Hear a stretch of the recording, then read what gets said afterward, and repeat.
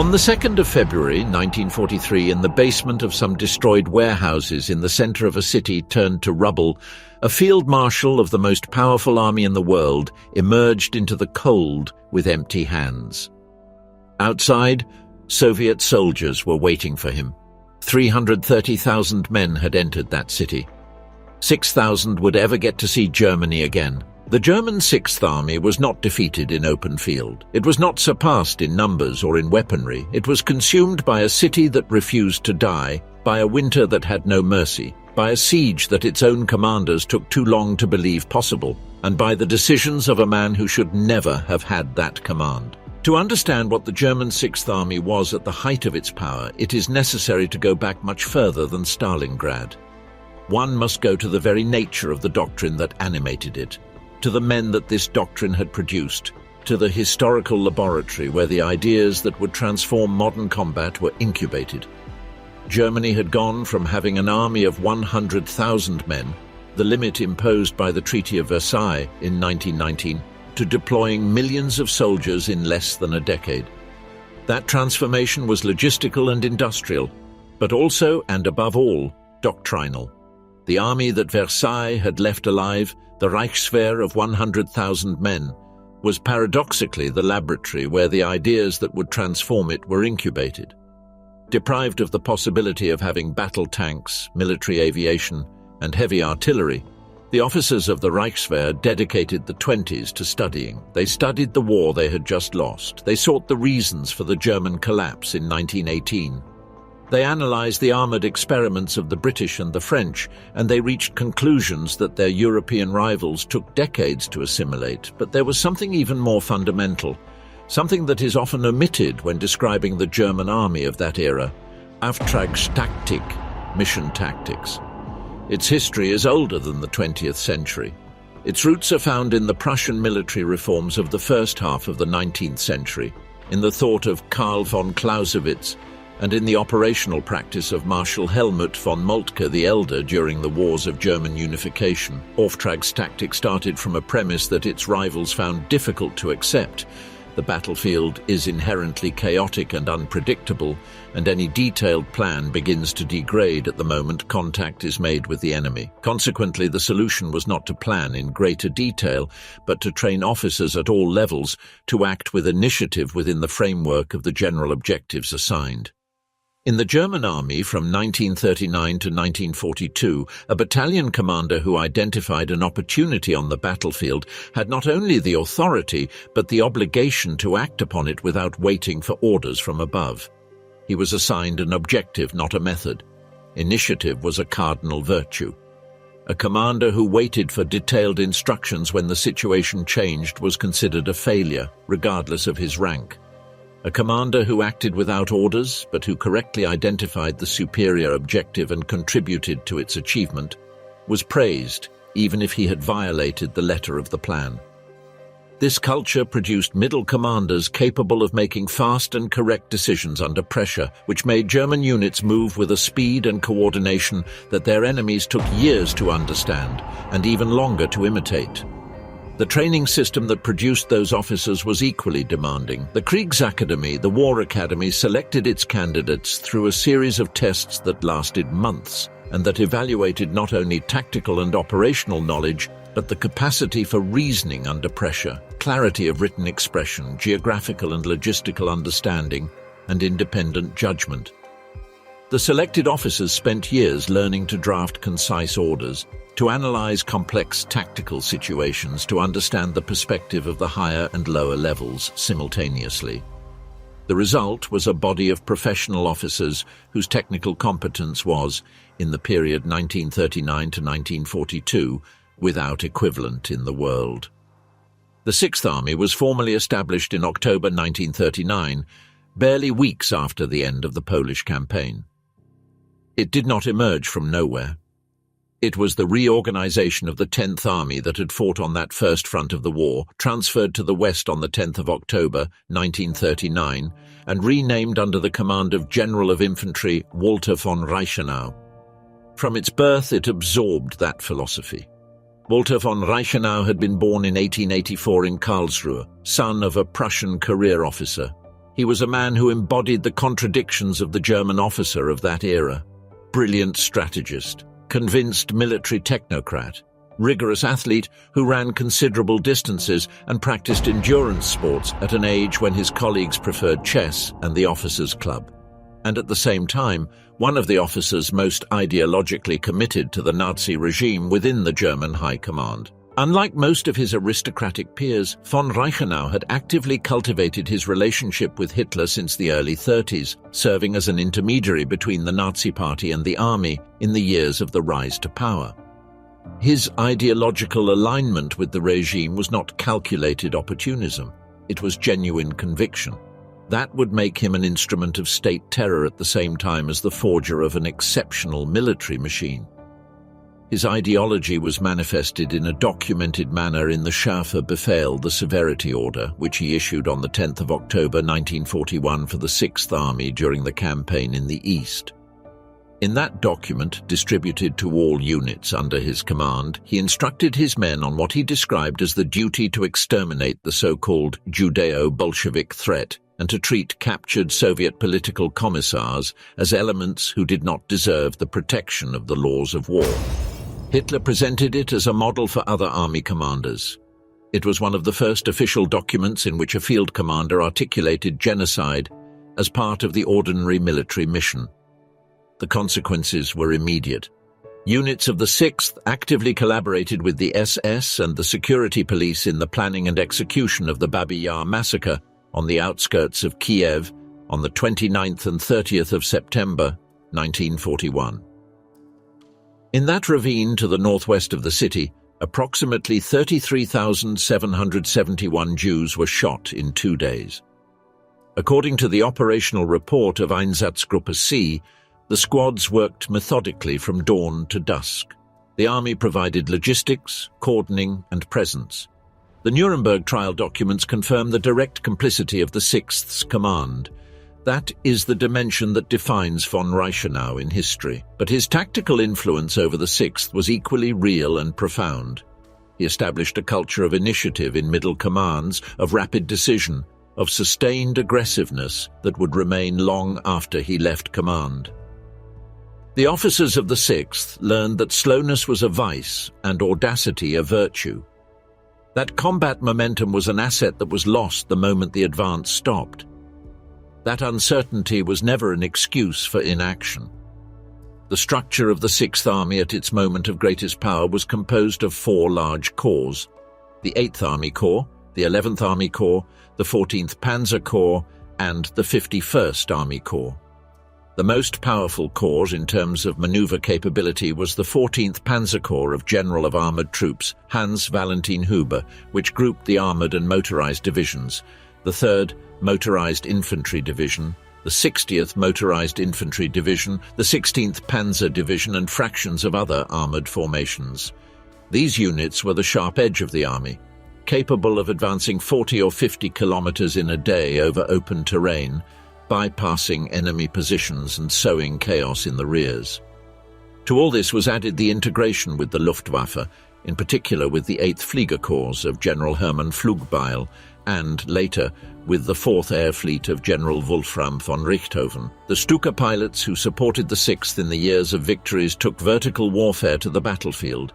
They attacked enemy artillery, destroyed pontoons over rivers, and disrupted armored concentrations before they reached the front. The communication system that coordinated those attacks, with Luftwaffe liaison officers embedded in the headquarters of the Land Corps, was the invisible backbone of that combined power.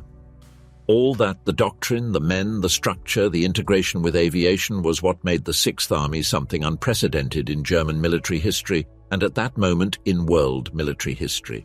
It was a war machine fine-tuned by 3 years of real combat, by victories that had confirmed the validity of its founding principles, and by the accumulated experience of hundreds of thousands of men who had learned to function together under fire. That accumulated experience, that capital of tactical competence and institutional cohesion, was an asset that could not be manufactured in a factory nor delivered with replacement reinforcements.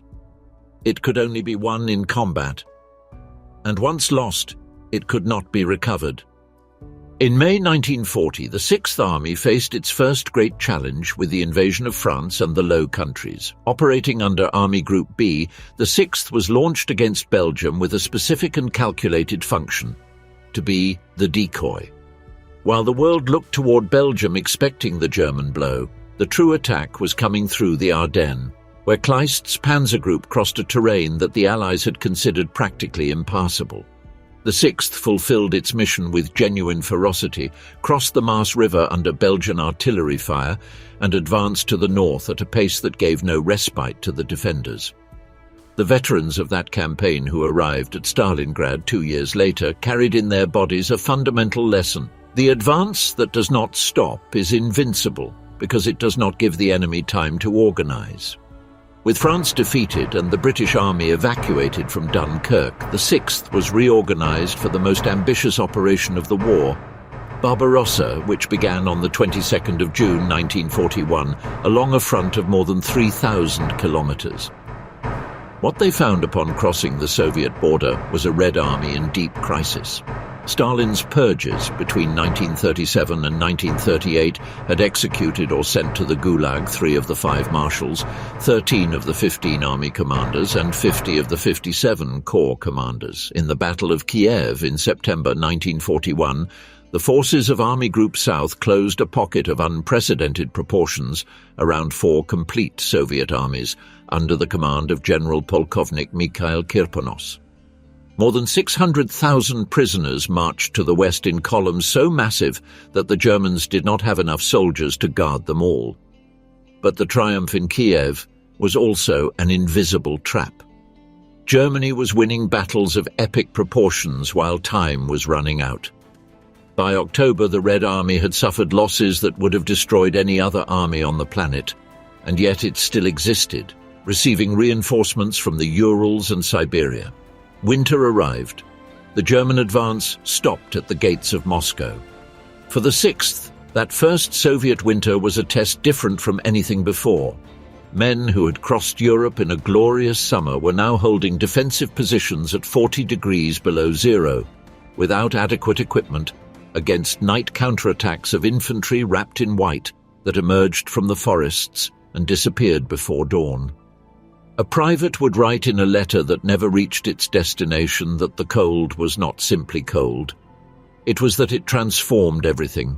Rifles jammed, engines would not start, feet stopped hurting, not because they were better, but because the nerves could no longer send signals.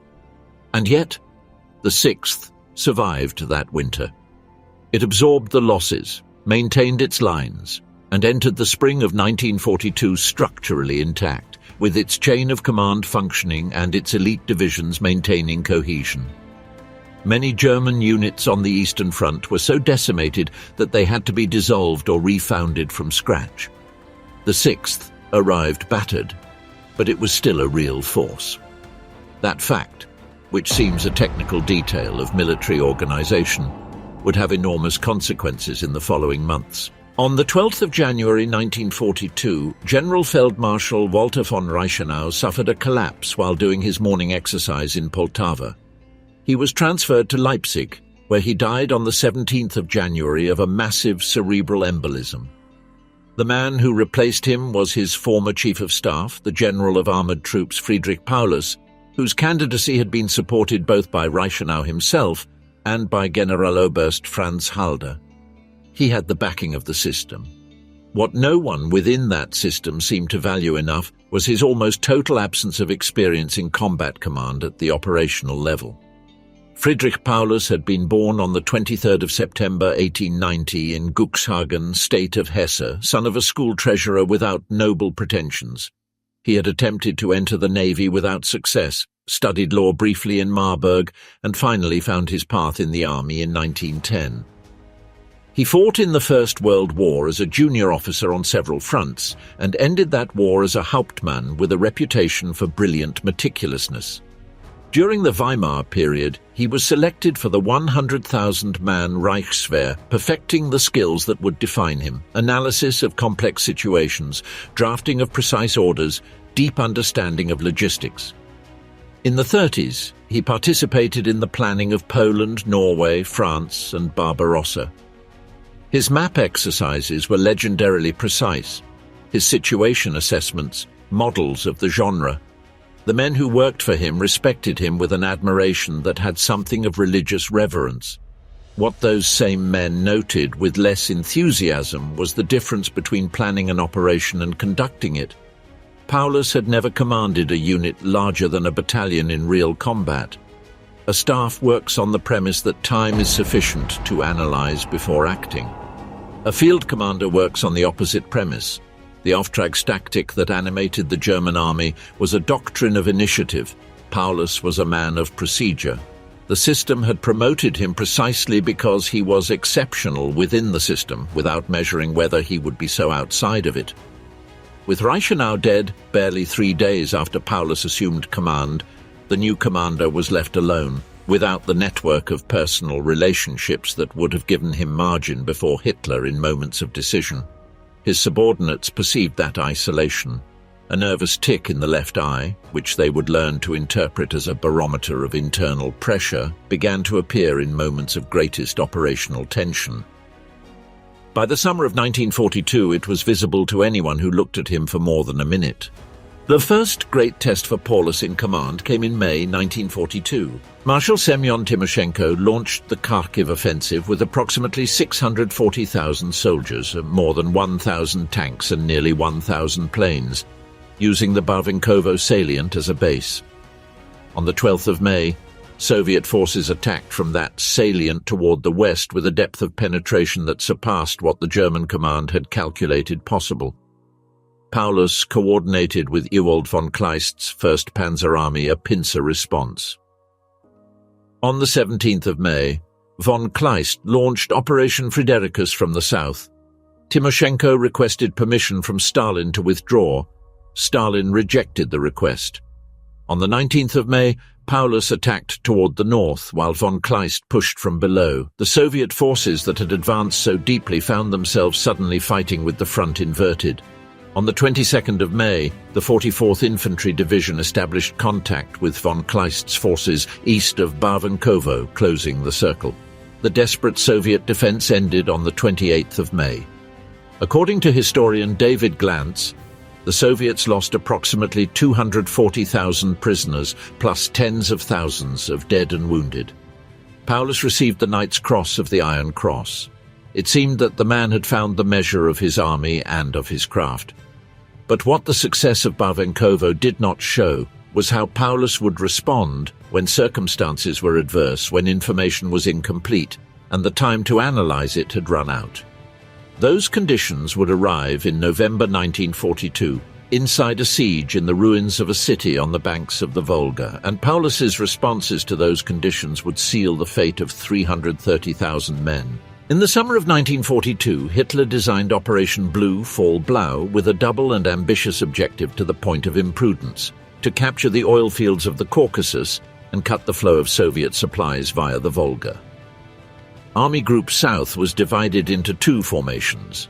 Group A toward the Caucasus and Group B with the 6th Army and Hoth's 4th Panzer Army toward the east.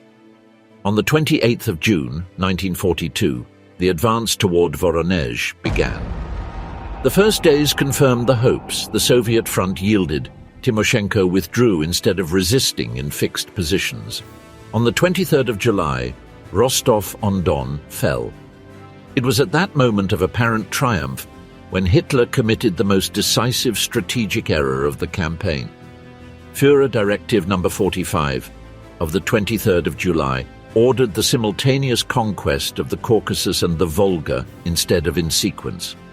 The 6th Army was assigned to advance alone toward Stalingrad with the left flank exposed for more than 500 kilometers, protected only by the 2nd Hungarian Army, the 8th Italian Army, and the 3rd Romanian Army.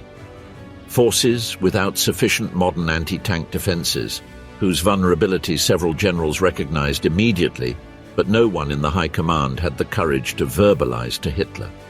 Stalingrad was an industrial city of more than 50 kilometers in length along the western bank of the Volga, with factories that produced T-34 tanks even while shells fell on their roofs. Without the beauty of Kiev, nor the breadth of Kharkiv, but with the river and with the name of Stalin himself. On the 23rd of August, the vanguard of the 16th Panzer Division reached the banks of the Volga north of the city. That same day, General Wolfram von Richthofen's 4th Air Fleet bombed Stalingrad with approximately 600 planes. Estimates of civilian casualties exceeded 40,000 dead. The city was burning, and no one in the German leadership yet considered that what was about to happen would not be an ordinary conquest. No one who has studied the first days of the Sixth Army's assault on Stalingrad fails to notice the gap between expectations and reality. The first combats in August 1942 seemed to confirm what previous experience promised. The Soviets yielded ground in the suburbs, fragmented under the combined pressure of infantry and aviation, and the city seemed destined to fall in weeks. Paulus calculated that organized resistance would break soon. General Feldmarschall Maximilian von Weichs, commander of Army Group B, shared that optimism. It was not so. Stalingrad was not France. It was not Belgium. It was not even the Ukrainian steppe, where the large encirclement pockets had worked with clockwork precision. Stalingrad was an industrial city of Soviet construction from the 20s and 30s. Reinforced concrete buildings of 4 and 5 floors, designed not for aesthetics, but for resistance to climate and industrial weight. Metal structure factories that measured hundreds of meters long with steel and concrete walls that could absorb direct artillery impacts and remain standing.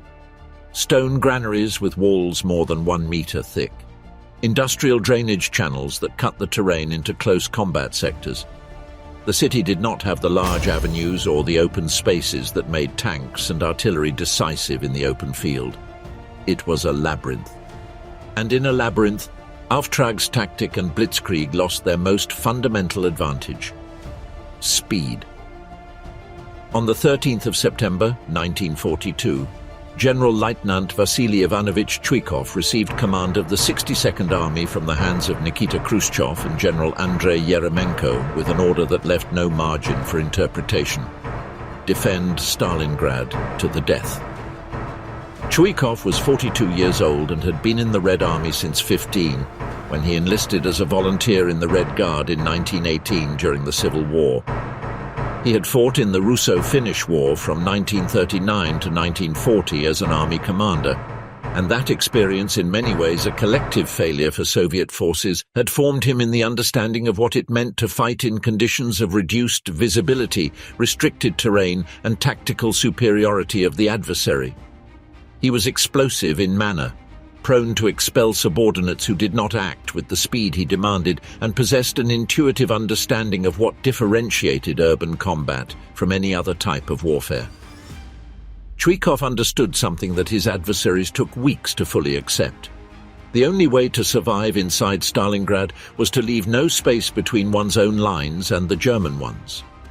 The standard distance between enemy lines in conventional combat, typically between 300 and 500 meters, was the distance German artillery needed to fire safely without hitting its own positions, and that which the Stuka needed to identify targets without risk of hitting friendly troops. If the Soviet defenders stuck close enough to the attackers, that artillery and that aviation lost their utility. Bombing the enemy meant bombing themselves. Chuikov called this hugging the enemy. His men practiced it with a ferocity that had no name in any tactics manual. Soviet sappers turned each building into an independent fortress. They tore down interior stairs to prevent the vertical movement of the adversary. They blocked doors with rubble. They opened loopholes in the separation walls between apartments to create fire networks that covered the corridors and the interior courtyards. Snipers operated from positions in the upper floors and the basements simultaneously, keeping the German attackers in a state of permanent alertness that exhausted concentration and consumed psychological energy with an efficiency that no frontal assault could match. German assault engineers, the pioneer who cleared a building, never knew with certainty if it was completely clear or if there were live Soviets on the floor below, on the roof, or behind the wall they had just crossed. That same 13th of September, The German 71st, 76th and 295th Infantry Divisions advanced toward the center of the city, defended at that time by some 20,000 of Chuykov's men. The 71st Division reached the center and captured the main railway station, but a counterattack by Major General Alexander Rodimtsev's 13th Guards Rifle Division, which had crossed the Volga in barges under German fire the previous night, preserved the central landing stage, the vital point for maintaining the flow of reinforcements and supplies from the east bank of the river. Of that division, of the approximately 10,000 men with whom it began the battle, only 320 survived at the end of the combat. But the landing stage was held. Control of the Volga was the heart of the Soviet defensive strategy. The east bank of the river remained in Soviet hands during the entire battle, and from that bank arrived night after night the reinforcements, ammunition, food, and medical personnel that kept the 62nd Army alive. The ferries crossed under the fire of German artillery and aviation. Many sank. Those that arrived unloaded under fire and returned with wounded. The river in September and October was at temperatures that killed in minutes anyone who fell into the water. The barges navigated among the blocks of ice that began to form in November. The logistics bridge over the Volga was fragile, intermittent, and costly in lives. But it never broke completely. The Sixth Army bled in September and in October. The divisions that had entered the battle with thousands of men each were reduced to numerical skeletons, although often more lethal for it, because those who survived were the most experienced and most adapted to that specific type of combat. The figures for the 14th Panzer Corps are revealing. At the end of September, the 16th Panzer Division, one of the elite units of the 6th that had reached the Volga in August, had fewer than 2,000 effective combatants. The 24th Panzer Division had lost more than 60% of its officers since the start of the combats in the city. Some regiments fought with fewer than 100 effective soldiers, the numerical equivalent to a single company in normal conditions. The factories that gave names to the combat sectors became the epicenters of the most brutal battles of the entire war. The Dzerzhinsky tractor factory, with its steel and cement halls 800 meters long, its assembly pits several meters deep, its overhead cranes that still hung over the destroyed battlefield, was the scene of a struggle that lasted weeks and was measured literally in meters per day. The barricade gun factory, where the Soviets had been producing artillery until days before the Germans arrived, was a complex of industrial halls that the defenders had turned into a fortress of concrete and iron. The Red October Steel Factory, in the northern sector, was a conglomerate of smelting furnaces, warehouses, and administrative offices that changed hands in some sectors several times in the same day. A German corporal who served in the combats for the barricade factory and who left a diary recovered after the war described the interior of those facilities with a precision that no tactical description could have matched. Outside there was sky, even if it were grey. Inside there was only darkness, cement dust and the noise, always the noise. Shots inside those spaces sounded different, drier, closer. After a while, deafness arrived, and the men fought in silence, looking at shadows that could be comrades or could be the enemy, without possibility of distinguishing until someone opened fire. On the 14th of October 1942, Paulus launched what would be the most concentrated assault of the entire battle.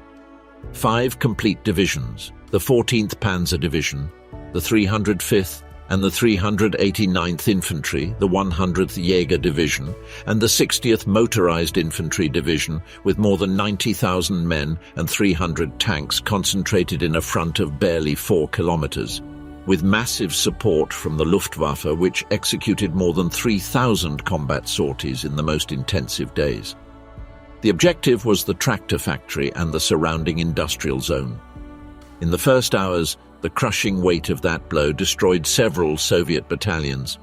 The 14th Panzer Division broke the lines of the 37th Guards Division and advanced toward the northeast, reaching the edge of the factory and momentarily cutting the 62nd Army into 2 separate sectors.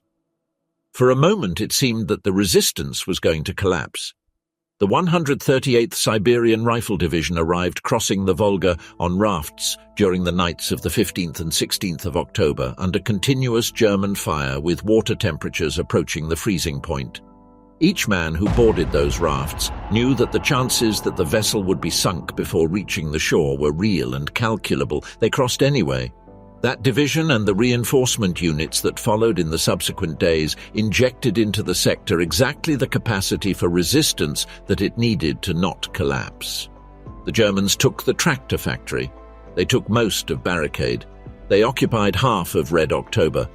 But the 62nd Army survived. By late October 1942, the state of the 6th Army was that of a force that had won almost all available ground and had consumed an irreplaceable part of its combat potential in the process. It controlled 90% of the city, but that percentage represented destroyed buildings, unusable rubble and terrain without operational value.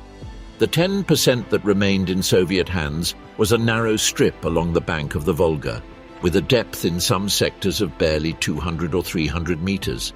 But that strip gave onto the Volga, and as long as it gave onto the Volga, reinforcements would keep arriving. One of the survivors of those weeks would describe decades later with the flat voice of one who has learned to talk about those things without letting the tremor out, that they had stopped being an army to become small groups. 4 men here, 8 there, each building a separate world without information on what was happening 50 meters away, listening to shots without being able to determine if they were their own or enemy. On the 11th of November, 1942, the last German attempt to take the city before winter was the assault on the coastal strip in the southern sector. They managed to advance until reaching a mere 300 meters from the Volga in some points. They did not reach the water, and the men who attempted that final advance had already been fighting for weeks with 1/10 of the personnel with which they had begun the campaign. At that same moment, hundreds of kilometers to the north and south of the Volga, the Red Army was finishing in secret the concentration of the forces that would make everything that had happened inside the city completely irrelevant. On the 13th of September 1942, while the 6th Army began to push into the interior of Stalingrad, a different plan was presented to Stalin in Moscow. Not a reinforcement of the city's defense, a siege of the attacker. Its main architects were General of the Army Georgy Zhukov, Deputy Supreme Commander of the Soviet Armed Forces, and General Polkovnik Alexander Vasilevsky, Chief of the General Staff. However, the historiographical debate on the exact authorship of the concept is more complex than the official Soviet version recognized for decades. According to historian David Glantz, whose work Endgame at Stalingrad, published by the University Press of Kansas in 2014, constituted the most complete academic analysis based on previously unreleased Russian archives. The concept for Operation Uranus emerged gradually from proposals by General Andrei Yeremenko, commander of the Stalingrad front, who suggested as early as the 6th of October, 1942, a wide envelopment that would exploit the weakness of the Axis satellite armies on the flanks. Stalin's personal appointment diary, a document that recorded hour by hour all his meetings with advisors and subordinates, shows that Zhukov did not meet with Stalin between the 31st of August and the 26th of September, which directly contradicts Zhukov's claim to have proposed the concept on the 12th of September. The decisive meetings took place between the 27th and the 29th of September, 2 weeks later than the official Soviet version maintained. What is beyond doubt is the result. The concept of Operation Uranus did not seek to reinforce the defense of Stalingrad. It sought to surround the attacker. The Sixth Army's flanks were protected by Allied Axis units that their own commanders knew better than anyone to be vulnerable. Romanian General de Armata Petre Dumitrescu, in command of the 3rd Romanian Army on the northern flank, had repeatedly requested additional anti-tank weaponry. They sent him 60 anti-tank guns of the model 97/38 of 7.5 centimeters. Dumitrescu replied that it was not enough. It was not. The 8th Italian Army of General Italo Garibaldi, which defended a sector of 125 kilometers along the Don, had as its only armored reserve a provisional formation with barely 65 tanks, mostly obsolete models. The Soviets knew it, and maskirovka, deception and masking, was executed with a meticulousness that the Germans had not seen until then. For weeks, huge masses of infantry, tanks and artillery were concentrated in secret north and south of Stalingrad, in the sectors defended by the Romanian allies. Movements were carried only at night. Trains moved without lights. Radio transmission equipment simulated the usual communication traffic so as not to reveal the changes in the order of battle. Oberst Reinhard Gehlen, head of the intelligence section Fremde Heere Ost, Foreign Armies East, had detected signs of concentration at the Don bridges in front of the 3rd Romanian Army. However, he dismissed the threat as limited. The 9 panzer divisions that the OKH maintained as a strategic reserve were not sent south. They stayed in front of the Erzhev salient, where Gehlen believed the main blow would occur. The intelligence error would cost 330,000 men. On the 19th of November 1942, at 7:30 in the morning, with temperatures of several degrees below zero and a thick fog that limited visibility to 200 meters, the southwestern and Don fronts began an 80-minute artillery preparation. Approximately 3,500 Soviet guns opened fire simultaneously. The fog and snow prevented forward observers from adjusting the fire, so the artillery simply fired on known or estimated positions. The damage to the 3rd Romanian Army was real, but not devastating. What destroyed it was what came after. The 5th Tank Army of General Lieutenant Prokofy Romanenko advanced in 4 shock groups.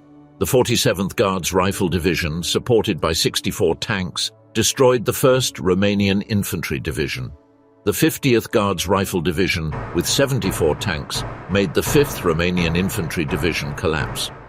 Toward noon, the tank brigades of the 1st Tank Corps and the 26th Tank Corps were flowing through the holes in the Romanian front. The sudden appearance of nearly 200 T-34 tanks through positions that had barely been bombed effectively caused the complete collapse of the 14th Romanian Infantry Division. The center of the Allied army disintegrated. On the 20th of November, the Stalingrad front launched its own arm of the siege from the south, with Major General Nikolai Trufanov's 51st Army and Major General Fyodor Tolbukin's 57th Army attacking the right flank of Hoth's 4th Panzer Army. The weak Romanian divisions of the 6th Corps collapsed rapidly. Tolbukin committed Major General Vasily Volsky's 4th Mechanized Corps, which advanced to the west against minimal resistance. On the 22nd of November, Lieutenant Colonel Georgy N. Filipov led a column of 5 T-34 tanks, 2 companies of motorized riflemen in trucks, 5 armored vehicles, and 3 captured German vehicles toward the pontoon bridge over the Don at Berezovsky, northwest of Kalash. Feigning to be a retreating German column, Filipov reached the bridge before dawn. The Guards, a military police unit with an 88mm anti-aircraft gun, and personnel from an engineering school did not recognize the deception until Soviet soldiers were already on the bridge. The 88 gun destroyed 2 T-34s before being neutralized. The bridge was captured intact. Filipov established a defensive perimeter and waited for 11 hours alone with his small force until reinforcements arrived. For that action, he was decorated with the title of Hero of the Soviet Union. On the 23rd of November 1942, the arms of the Soviet siege closed east of Kalash. The 6th Army, 330,000 men in 22 divisions, plus troops from other corps and Allied Axis units, was completely surrounded. It was the first time in history that a complete German field army had been enclosed. More than 30,000 Axis soldiers managed to escape toward the south before the pincers closed completely. Inside the Kessel, the cauldron, as the Germans called the pocket, approximately 284,000 men remained. The initial reaction inside the Kessel was one of incredulity. Many officers and soldiers did not immediately understand the magnitude of what had happened, but those who did understand it immediately, the commanders of the most veteran divisions, the staff officers who knew the maps and the numbers, felt something that very few described in their diaries with the correct word. The word was despair. A lieutenant colonel whose name did not survive the war wrote that when he knew the siege was real, he did not think of Germany or his family. He thought of the men who slept 100 meters from where he was standing, who did not yet know what he already knew. Paulus sent that same night at 23:45 a radio signal to the OKW requesting freedom of action. Hitler's response the following day was unequivocal. The 6th would remain in its position, would be supplied by airlift, and would wait for the exterior rescue. That response rested on two false premises. The first was the airlift. Reichsmarschall Göring had promised Hitler that the Luftwaffe could supply the 6th by air, based on the precedent of Demyansk, where 6 enclosed divisions, 96,000 men, had received 300 daily tons for 3 months. But the 6th was more than 3 times larger and needed at least 750 daily tons. General Martin Fiebig, commander of the 8th Flieger Corps, had already told Paulus on the 21st of November that the Luftwaffe did not have the means. The first day of the airlift delivered 86 tons. Bread rations inside the Kessel fell to 400 grams, then to 200. The 25,000 artillery horses were sacrificed for food. When the horses ran out, whatever was available was eaten. The second false premise was the rescue. Von Manstein arrived at Novocherkassk on the 26th of November and launched Operation Wintergewitter on the 12th of December with the 6th Panzer Division as the spearhead.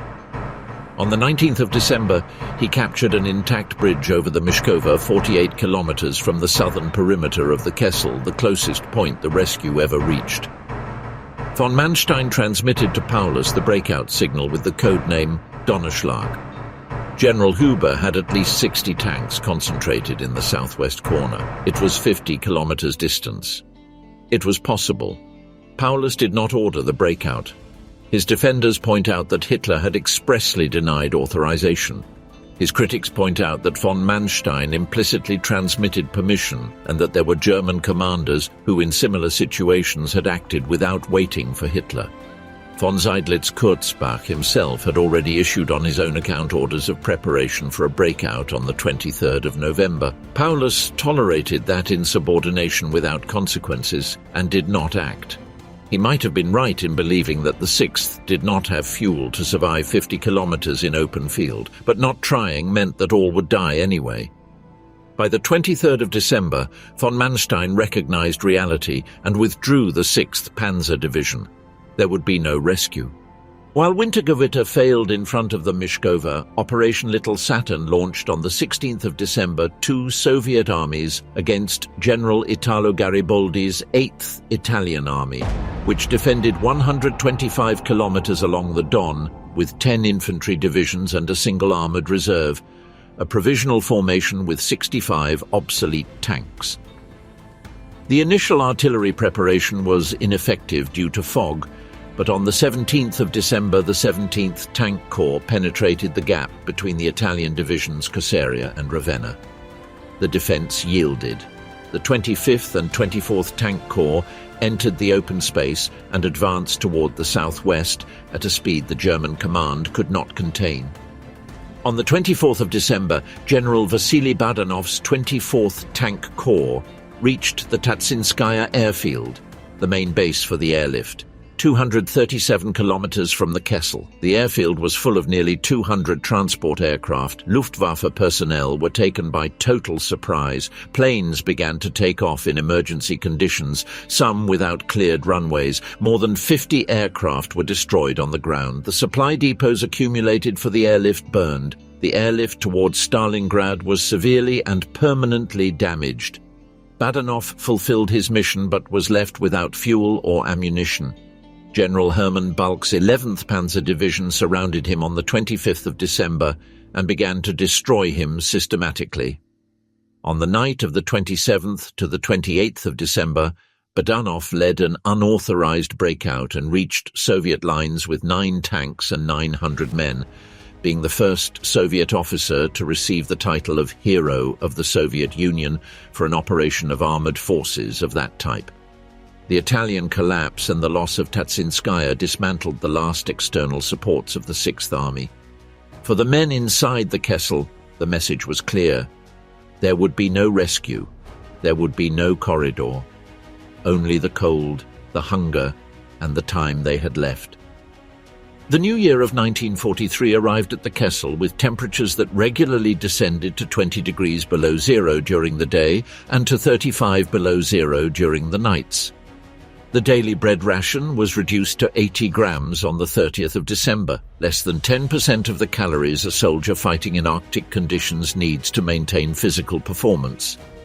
Army medical records, partially preserved, document dozens of daily cases of fourth-degree frostbite, diphtheria, dysentery and typhus. Doctors operated without sufficient anesthesia, without sterile bandages, in structures that could not be heated above 0 degrees. Casualties from disease and deprivation surpassed in volume the combat casualties during several periods of the siege. On the 7th of January, 1943, Rokossovsky sent an ultimatum to Paulus with specific terms: normal food ration, medical treatment for wounded, repatriation after the war. Paulus rejected the offer. Hitler's orders were to resist to the death. On the 10th of January, at 8:05 in the morning, Rokossovsky initiated Operation Ring. General Polkovnik Nikolai Voronov had concentrated 500 guns, howitzers, and 450 rocket launchers in a 12-kilometer sector, the greatest density of artillery achieved by the Red Army up to that moment. The 55-minute bombardment that opened the operation destroyed German positions across the western front of the Kessel. The Germans resisted position by position, sometimes in hand-to-hand combat. Hauptmann Rudolf Hein, with 4 operational tanks, destroyed 18 of the 21 Churchill tanks of the Soviet 57th Guards Regiment in an exchange of less than 15 minutes, the type of performance that the 6th could still produce even in those conditions. But the 14th Panzer Corps lost 30 of its 46 tanks and 11 of its 18 heavy anti-tank guns in the first 2 days alone. On the 16th of January, the Potomnik airfield fell. On the 23rd of January, Gumrak fell. The last German flight left the Kessel at 10:45 that morning.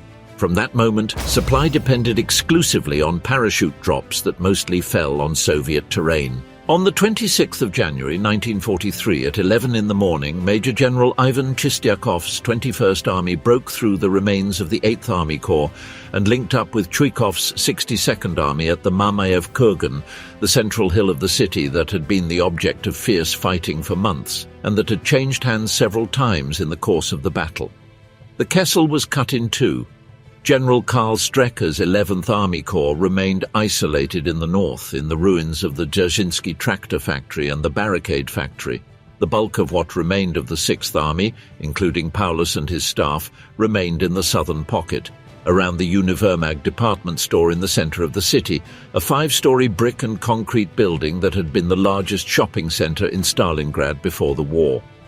In the basement of that building, among improvised mattresses, scattered papers and the sour smell of the wounded who could no longer be evacuated, the commander of the 6th Army awaited the end.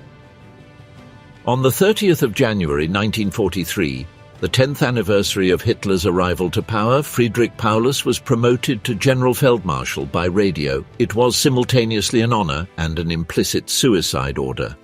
No German field marshal had ever been captured by the enemy in the military history of Germany. Tradition, expectation, and precedent indicated that whoever received that promotion in those circumstances should die rather than surrender. Paulus declared to a subordinate who recorded his words and who survived the war to transmit them. He had no intentions of shooting himself for that Bohemian corporal in reference to Hitler. At 7:15 in the morning of the 31st of January 1943, soldiers of the 38th Motorized Rifle Brigade of General Mikhail Shumilov's 64th Army surrounded the Univermag warehouses. The Soviets first sent a subordinate with a proposal of surrender. Minutes later, Paulus and his staff emerged from the basement, pale, haggard, in the uniforms they had been wearing for weeks, and gave themselves up. The Red Army photographer who documented that moment captured an image that was published in all Soviet newspapers the following day, the newly promoted German field marshal standing in the snow without a weapon, surrounded by Soviet soldiers. In the north of the Kessel, General Karl Strecker initially refused to surrender. His 11th Army Corps, some 50,000 men scattered in the remains of 7 divisions, entrenched in the ruins of the tractor factory and barricade, resisted 2 more days. Strecker had received a telegram from Hitler ordering him to resist to the end. He took it literally. On the 1st of February 1943, at 8:30 in the morning, the Don Front launched the final assault with the 65th and 66th Armies, preceded by a 90-minute artillery bombardment. The 16th Air Army bombed German positions with all its available capacity. The northern and western front of the pocket was destroyed. Approximately 4,000 Germans died or were wounded in that final assault. More than 20,000 were captured. Strecker's subordinates initiated surrender talks without his authorization. On the 2nd of February 1943 at 7 in the morning, Strecker finally agreed to surrender. At 9:20 in the morning, Army Group Don received the last message from Stalingrad. The resistance had ended. The 6th Army had ceased to exist. Of the 284,000 men trapped in the Kessel on the 23rd of November, approximately 150,000 had died during the siege in the combats from the cold, from hunger, or from disease. The Soviets claimed to have captured 91,000 prisoners. Other estimates based on partial German records and on data from Soviet prisoner camps suggest that the number could have reached 107,800, including some 700 Croats who fought under German command and approximately 3,000 Romanians. Among the captured, there were 24 generals and General Feldmarschall Paulus. Of those prisoners, the vast majority died in the following months. The marches from Stalingrad toward the Soviet concentration camps, with Arctic temperatures and without adequate equipment, killed thousands before they reached their destination. Those who survived the marches arrived at facilities that were not prepared to absorb such a volume of people in those conditions. Many were sent to prisoner camp number 127 near Pokrovka in the Saratov region. Of the first transports sent there, 1,526 died en route and another 4,663 in the first 6 weeks of arrival. Others were sent to camp number 108 in Beketovka, on the outskirts of Stalingrad, where they were employed in clearing the rubble of the battlefield over which they had fought. The officers were distributed in 3 camps, Oranki number 74, Yelabuga number 97, and Krasnogorsk number 27, where they were interrogated exhaustively by Soviet intelligence services and some eventually prosecuted for war crimes documented during the occupation. Paulus himself, housed in relatively better conditions given his rank, was used as a Soviet propaganda tool, signing in August 1944 a manifesto addressed to the German armed forces calling for surrender, which earned him public condemnation in Germany and the seizure of his family's assets by order of the Nazi regime. Some crippled prisoners were released in 1947 and 1948. Most were not released until after the death of Stalin in 1953. The last group of Stalingrad prisoners returned to Germany in 1955, 12 years after the surrender. Only around 6,000 soldiers of the 6th Army ever returned to Germany. 6,000 of the 330,000. A German soldier left written on a piece of paper found many years later among the ruins of the city. He was no longer afraid of dying. He was afraid of dying alone, without anyone knowing his name. Most of those who died in Stalingrad have no name in any accessible record. They have no identifiable grave. They are dissolved in the subsoil of a city that today is called Volgograd, or in the prisoner camps along thousands of kilometers of Soviet territory where those who survived the battle did not survive the captivity. The defeat of the 6th Army in Stalingrad was not the result of a single error. It was the product of an accumulation of wrong decisions, taken at different levels and at different times, each of which was necessary but not sufficient on its own to produce the result. Understanding which were those decisions, and at what moment they could have been different, is the task that military historians have performed for more than 80 years. The first level of error was strategic. Führer Directive No. 45 of the 23rd of July 1942, which ordered the simultaneous conquest of the Caucasus and the Volga without waiting to secure one before attacking the other, was recognized by several German generals at the moment of its issuance as a symptom of dangerous overextension. General Franz Halder, Chief of Staff of the OKH, noted in his diary that the divergence of the two army groups created a vacuum in the front that could not be covered with the available forces. Halder was dismissed by Hitler on the 24th of September 1942, in part for his constant objections to the operational decisions of the Führer. The second level of error was Hitler's fixation with the symbolic capture of Stalingrad. A city that bore the name of his main adversary became, for reasons of image that Hitler himself verbalized on several occasions, an objective that could not be abandoned without it representing a personal defeat. That psychological factor contaminated all subsequent operational decisions. The refusal to authorize the breakout in November, the promise of the impossible airlift, the prohibition of every movement that could be interpreted as a withdrawal. The third level of error was the displacement toward the flanks. Protecting more than 500 kilometers of flank with Allied armies that lacked the necessary anti-tank capability to resist a massive armored attack was a gamble that the German High Command made consciously, hoping that the Soviets would not have the organizational capability to exploit that vulnerability before the campaign concluded. That expectation was based on the experience of 1941 and was erroneous for 1942. The fourth level of error was that of Paulus himself. The debate on whether the breakout in December 1942 would have been able to save the Sixth Army does not have a definitive answer, because the breakout was not attempted. What can be said with certainty is that the doctrine that had formed that army, Auftragstaktik that valued initiative and action over waiting, required a commander willing to act with incomplete information and without formal authorization when circumstances demanded it. Paulus was not that commander. He had never been. General von Seydlitz-Kurzbach, the most aggressive of the generals inside the Kessel, attempted several times to persuade Paulus to order the breakout, even in the absence of Hitler's authorization.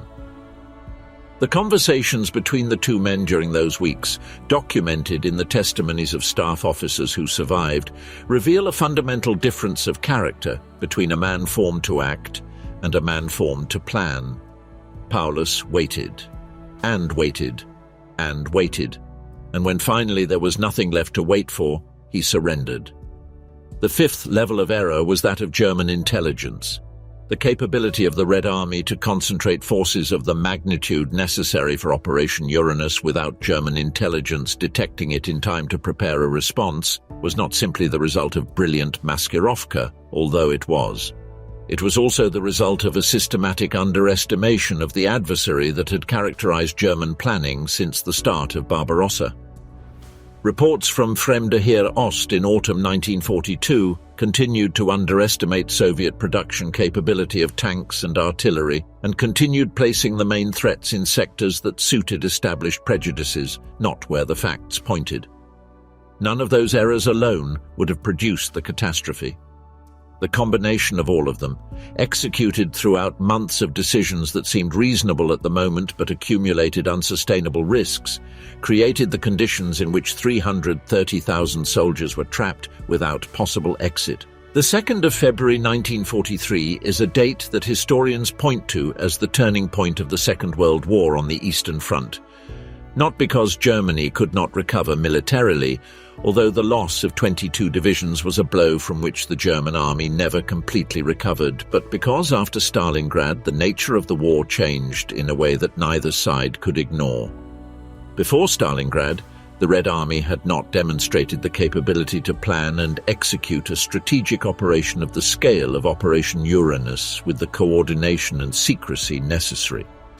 The great encirclements of 1941 had been executed by the Germans on an adversary that reacted instead of acting. In November 1942, the roles were reversed. The Red Army planned for months an encirclement operation of the same scale as the large pockets of 1941, executed it with the precision that Zhukov and Vasilevsky had proven capable of producing, and caught the adversary completely by surprise. The significance of that change was understood immediately on both sides. In Moscow, the Politburo celebrated the news with a mixture of euphoria and relief that reflected how much had been at stake. Stalin ordered public celebrations. Soviet radio stations transmitted the news with a fanfare that contrasted brutally with the silence with which German radio was processing the implications. In Berlin, Joseph Goebbels organized official mourning as an exercise in propaganda that attempted to transform the defeat into a symbol of heroic sacrifice comparable to Thermopylae. German radio stations interrupted their usual programming to announce the fall of the Sixth Army. 3 days of national mourning were decreed. The regime needed to turn the disaster into a myth of sacrifice because recognizing its magnitude as a defeat would have put into question the entire apparatus of invincibility that Nazi propaganda had built since 1939. Hitler himself recognized in private, in a conversation recorded in the transcripts of his monologues at headquarters, that the loss of the Sixth Army was the greatest crisis of his mandate. He never forgave Paulus for having surrendered.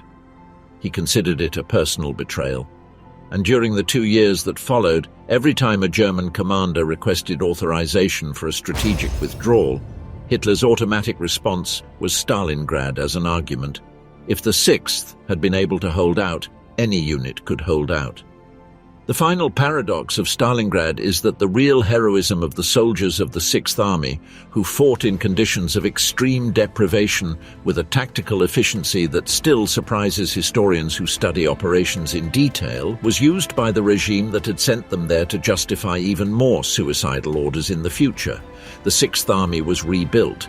Germany renumbered its divisions, reorganized its units, put new commanders at the head of structures with the same name, but the soldiers who knew, the very few who had been there and had survived, did not consider that new unit the same army.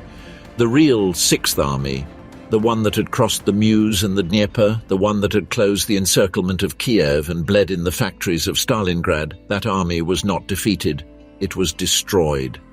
And there is a difference between the two things that only those who once had to look at it head-on understand. The last group of German prisoners from Stalingrad who returned to the German Federal Republic did so in the autumn of 1955, when Chancellor Konrad Adenauer negotiated with the Soviet government of Nikita Khrushchev the repatriation of the last 9,500 prisoners of war still held, 12 years after the end of the battle.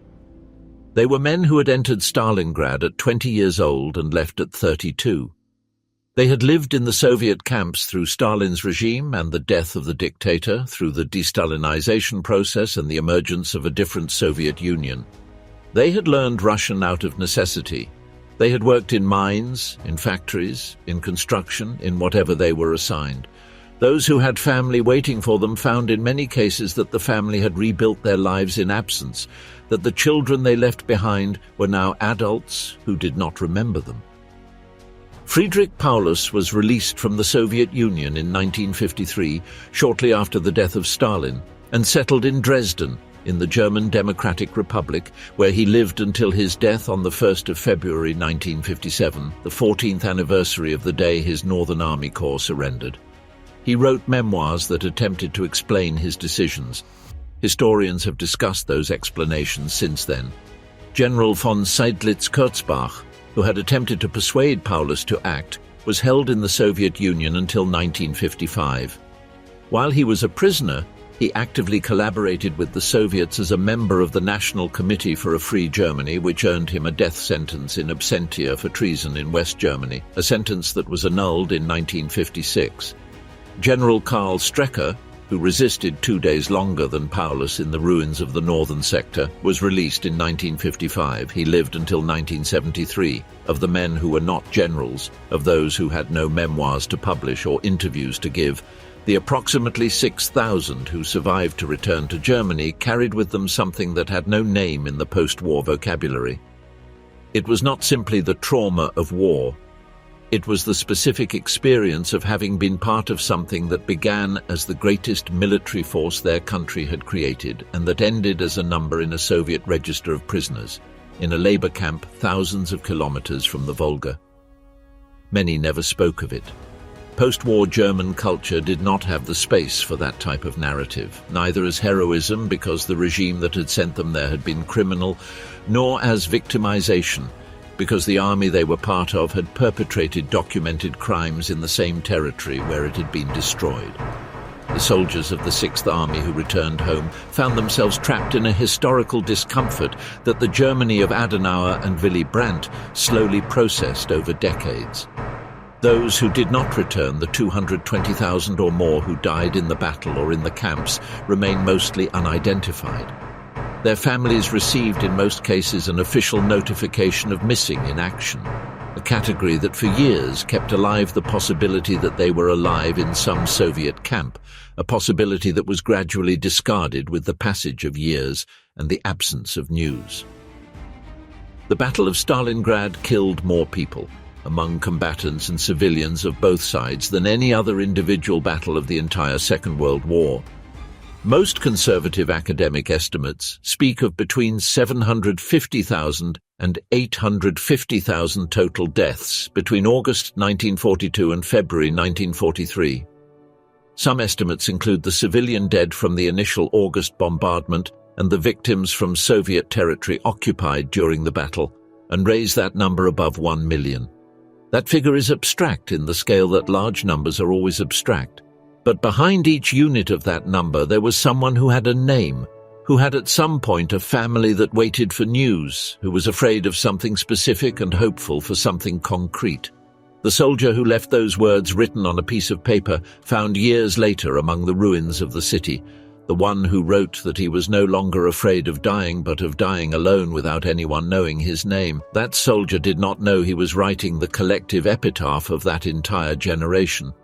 He did not know that his words would reach, decades later, to be read by people in a world he could not imagine. But they reached, and that has to mean something.